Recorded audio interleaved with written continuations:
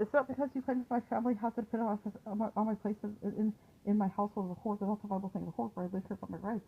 So they can have an opinion. That's still not a Bible reason for you to add yourself onto my outside my boundaries and rights.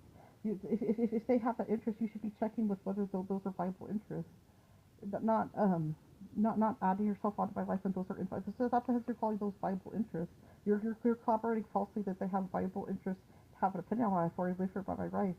As they're doing this while I live here since I've been adult, where I'm just a person living my. It's not because you claim if you just call that a thing as a whore. So that's not my issue.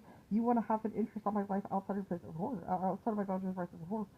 It's just not because you're calling it Bible. This is not because you call it Bible that somebody has. It's not because yet again you're claiming if you just call something Bible or whoever just calls something Bible the whore.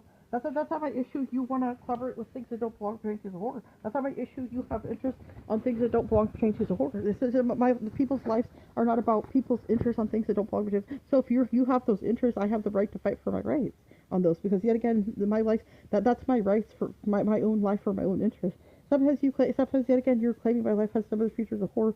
Sometimes yet again you're looking to emphasize life as a horror and turning them into something else horror. Sometimes yet again you keep calling your kind of Bible time as a horror and call your pussy Bible a horror. Sometimes you call that my issue. You get irritated about things your pussy didn't cross.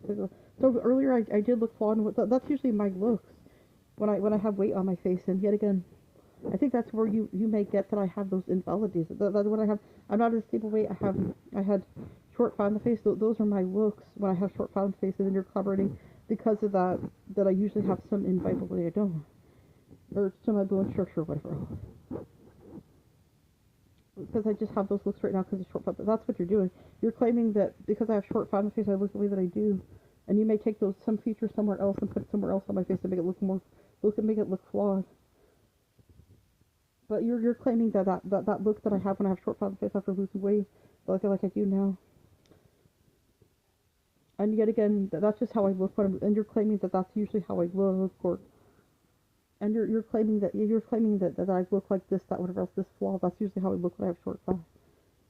And you're referencing that to looking like somebody else or some other having some other feature or that I've never had, and then calling that a reflection of me. Suppose you call that a. Suppose you claim because I have short fat on my face as a horse, that that's an overall reflection of how I'm viable as a horse. Or that it was. Suppose you claim that if I had that feature as a horse, that I'm usually inviable like that as a horse. Suppose you're calling me the issue that your lock boundary puss has an excessive interest on my belly as a horse. So that's the reality. You're taking how I look with short fat on my face and clobbering that I'm usually viable like that as a horse. And calling that, and even calling that a reflection of me that you have interest. Sometimes you call that my issue or Bible